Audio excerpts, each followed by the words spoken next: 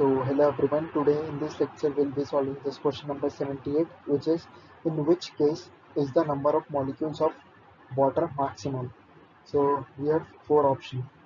So to solve this question we have to remember that the number of molecules can be calculated by the formula number of molecules is equal to number of moles okay, into Na. So basically Na into wait a second, I have to erase this. Number of molecules into Na and 8.